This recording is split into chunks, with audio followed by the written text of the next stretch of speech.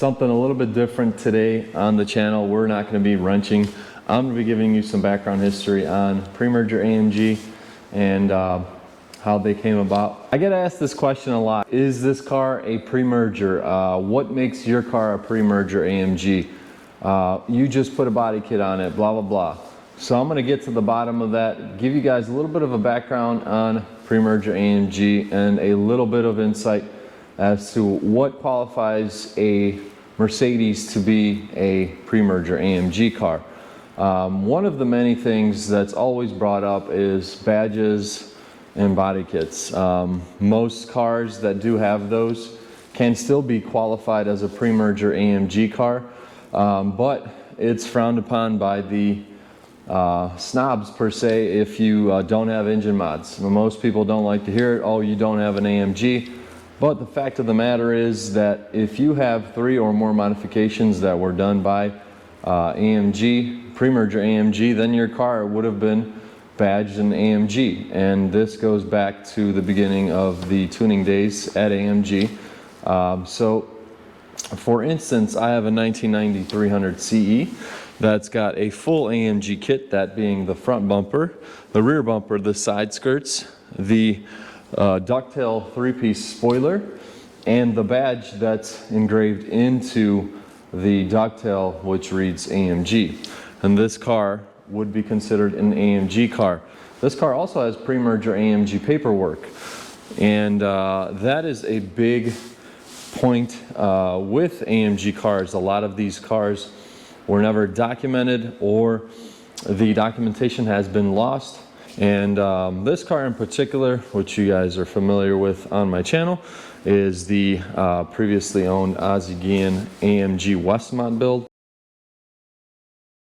The outfitter AMG of Westmont, Illinois, fitted the body kit and all of the other period Premerger AMG parts to the car for the famous baseball player Ozzie Guillen, shortstop, world champion, White Sox player. And all of his cars were white, and he loved everything white on the cars. That's why this car is also featuring the dipped look, which would be trim pieces such as this, which in comparison I'll show you on this 300E are supposed to be anodized.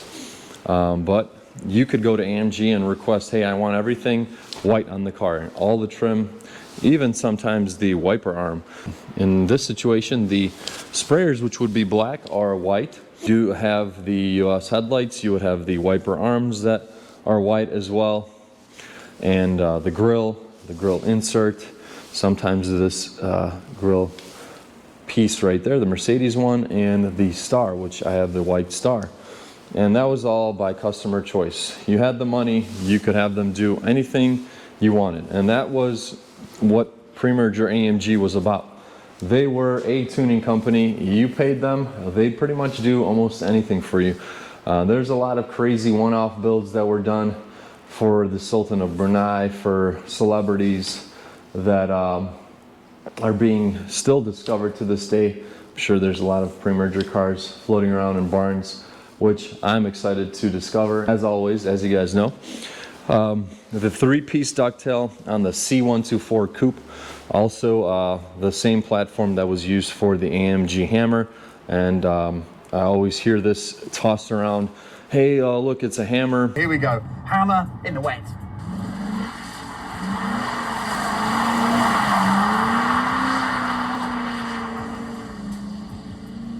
And with this car, I could see that, you know, people would think that because they don't know what's under the hood. Essentially, what made the Hammer would be the 6-liter engine under the hood. In my case, I have the 32-valve inline 6. I do not have the 6-liter. 6-liter cars nowadays are bringing close to $1 million. 850, I think, was the last sold one that I recall. But those are just some of the features that the 124 chassis had. You could also outfit your car with the Recaro seats, which mine does not have. The AMG Momo steering wheel, which I do have. the AMG cluster. In my case, it is gray. You could also get different color variations of the clusters. AMG would fit a sound system to your car based off what you wanted. Alpine was one of their favorited radio brands they were using back in the day. The AMG Burlwood shift knob was also an addition. This one had tweeters added to it. Sound systems were built out, and that's just a few of the things that Premerger AMG was doing.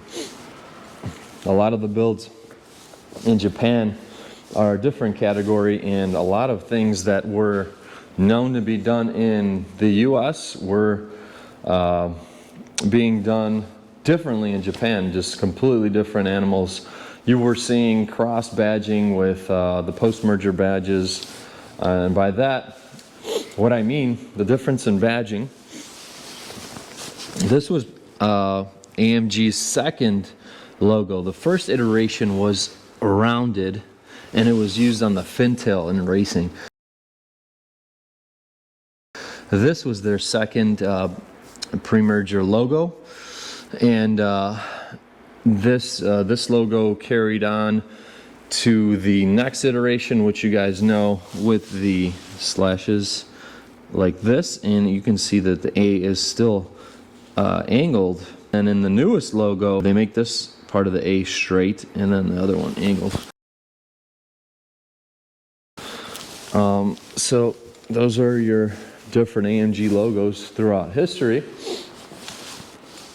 But yeah, with the C124, going back to the Hammer, they were shoehorning the 6-liter dual overhead cam engines into these cars, and these cars were smoking the Porsches, turbos of the era, Ferraris, etc. So only the elite were getting their hands on this and doing this. You're paying top dollar. I think it was maybe around $70,000 for a stock car, and then add another like $70,000, $80,000 on top of that to build at AMG, doing whatever the hell you wanted to the car, which was crazy for its time. And a lot of the money that people were using for these cars was drug money. A lot of drug dealers, a lot of excess cash that was going under the radar. And if you could imagine, at that time, nobody really cared where the money was coming from. As long as they were getting paid, they were doing whatever you wanted to do to the car. So super cool. There's a lot of cool history on some of these cars. One of my buddy's cars you guys have seen on my channel, the 560 SEC wide body.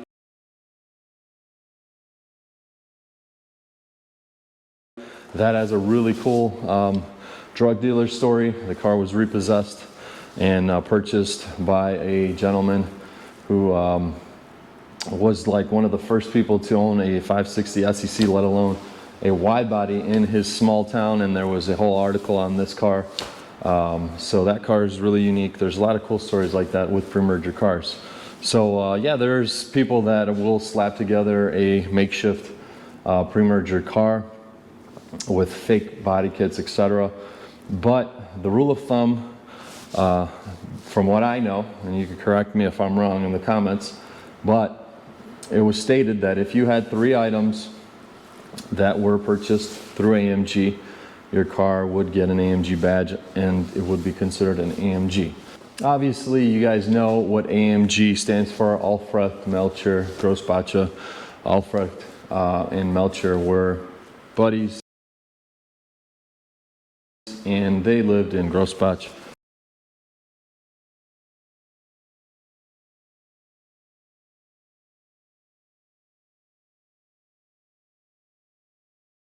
That's where they did their work on their Frankenstein builds and made their race cars. And what made them famous was thinking outside of the box, shoving these massive engines into these sedans, small cars. One of the most iconic cars you guys know of is the Red Pig.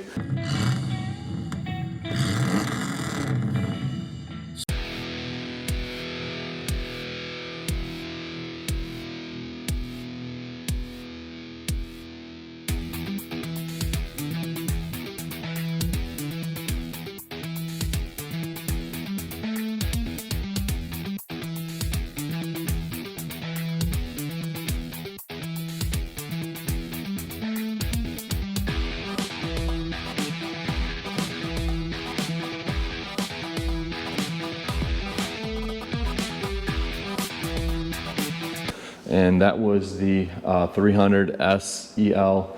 They shoehorned the engine out of a Pullman, so that was a 6.8 liter, I believe, that they made, and they were winning races with that car. So that got them recognition, which helped them climb the ladder and become who they were.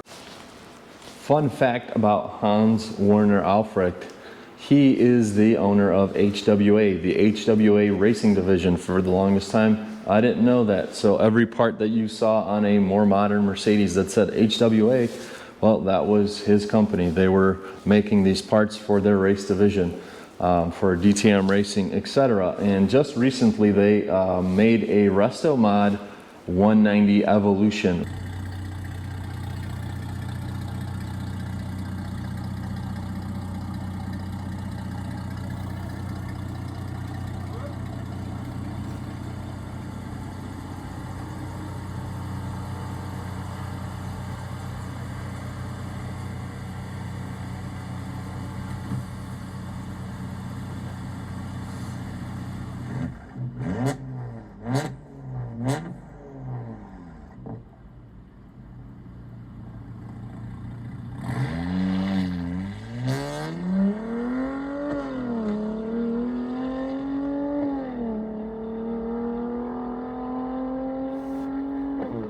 Which packs a 4-cylinder twin turbo, I believe, or a 6-cylinder. I'm not sure, don't quote me on that. But super cool. He's still around. He's still making cars fast, still doing cool stuff.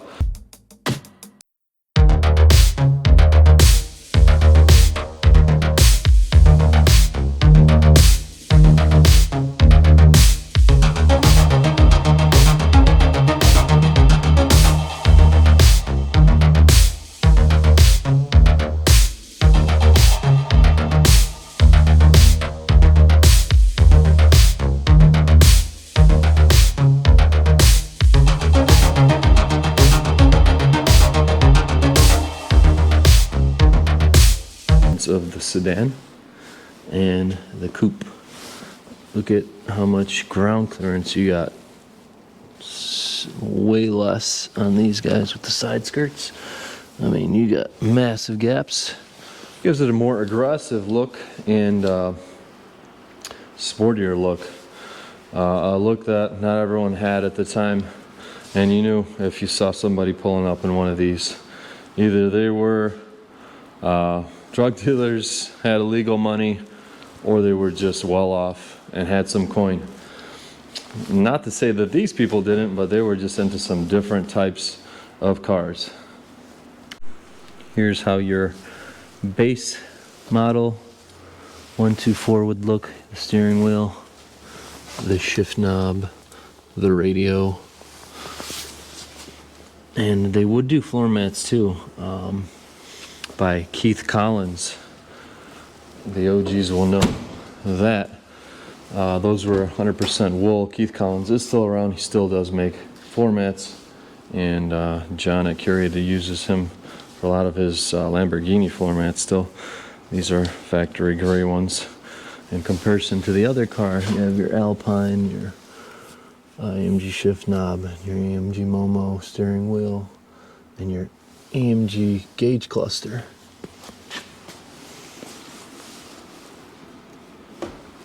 Another key figure in the pre-merger AMG world would be Hartmut Fehl of Renntech, the current owner of Renntech. He used to work for AMG in Germany. He later was sent out to the United States and worked for AMG in the States, where he made a name for himself. Later on, when the company started to dissolve and get bought out by Mercedes, he ventured off on his own and made Renntech, where you can get some badass cars nowadays. And if you guys recall, I did have one of his very own cars that he built. I met him.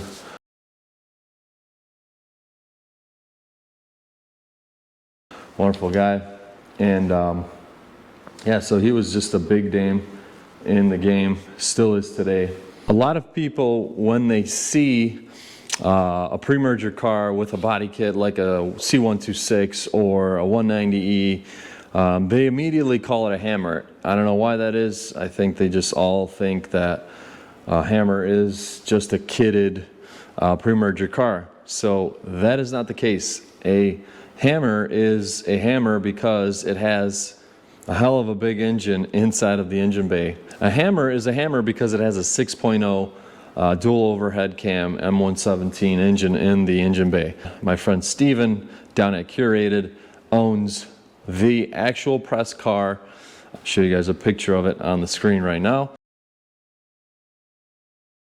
And that car was in all the press coverage, and a really cool story on that car on Curated site that they recently did. So check out their YouTube channel. I'll link that down below as well. And yeah, so that is the common misconception of a Hammer. So no, not every Premerger is a Hammer. There are very limited numbers of Hammers. The exact number, probably under 40, I don't know. I hope I was able to clear that up for you guys. Both of these cars have immaculate paint. Update on the 300E, I'm waiting on the title. Since October 29th, it is now December 18th, and I still haven't received the title. They've changed the title applications to a 60-day window. That's I'm still hoping that they didn't lose it, because then that's just effed. Bring a Trailer's waiting on me for the photos of the title. So that's a bummer. So if you're still in the market, this thing will be coming up on the block on Bring a Trailer. Just a matter of me getting the documents to BAT, and then they'll schedule the auction to go live. My white CE with the ceramic coating 3-stage buff. You guys saw the detail video. It looks epic. Did get a set of 17-inch Aero 1s for it. They are in Poland, waiting to get shipped out. I'm not sure when I'll get those or when I'll put them on, but these are good, and I like these as well, so not a big issue really.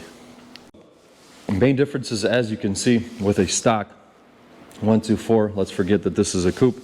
You have the Aero package, which is way more aggressive in styling, and the stance of the vehicle. You have almost a fist size gap here, and you can barely fit a finger here.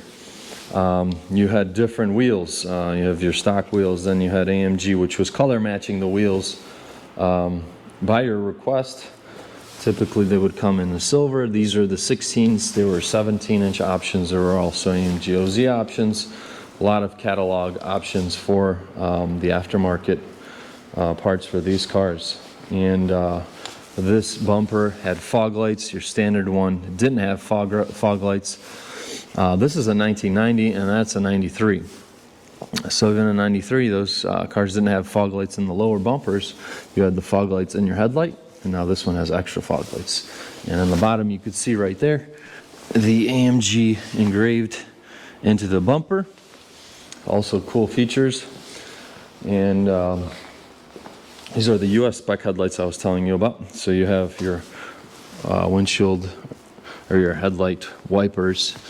I guess if you got into a storm or went through some mud, when you spray your windshield, these guys wipe the headlight as well and spray some water on there. So cool feature, kind of funky, obsolete in today's day and age, but quirky and cool, which is what we like. Handling was a big issue with these cars with massive body roll. So AMG was installing your struts, your springs. They had sway bars to stiffen up the suspension. Exhausts, cams, anything else mechanical would be, I think, just like a whole engine top end rebuild, from boring out the block and putting bigger pistons and bigger cams, just changing the displacement. They also did gearing, different gearing in the transmissions, and I believe the differentials. So There were a lot of things you could do. The Premerger exhaust, which I don't have on the CE. It may have had it at one point in time, but somebody replaced it. That's kind of one thing that I was looking to do, was the exhaust on this car, but you would get headers for your C126 header upgrades, and then the full exhaust that they would do. So yeah, the Premerger scene is pretty big, and there's been a lot of discussions over the years. What is a real Premerger AMG? So I hope that clears some information up for you guys. So Earnhardt still has MKB Manufaktur. I think that's how you would pronounce it in German. And they still, till today, will work on these older Premerger cars, young timers, and they make cams, they do engine modifications. So in my eyes, if you got stuff done by them, I would say that that is like a resto mod modern day Premerger version. So those are the two guys behind the madness of AMG and where it started, the roots of these cars. Super exciting. They created a genre of car that was more exciting. It was different from every other car. It stood out. It beat cars that you wouldn't think it would beat, and that was what they were all about. And I love that aspect about them. I mean, I love being different. I love having cars that aren't the same, that nobody else has, are, you know, limited runs, one-offs. So that's what that was all about. I hope that was informational. If you guys want to chime in, feel free to do so in the comments section. But throughout my years of working on these cars and the network I have with the people I have around me, I know what I know, and that's what I know. I know Mr. Richard Buxbaum, who verified this car himself, remembers Ozzie Guillen coming into their facility in Westmont, Illinois, and requesting this car to be done in a certain way, which is amazing. So I'm glad I have that piece of history. I've got some photos with him as well. So super cool. Make sure to stay tuned for more Premerger videos, and make sure to smash the like button. It helps out a lot. I hope you guys enjoyed this one, and I'll catch you guys on the next one.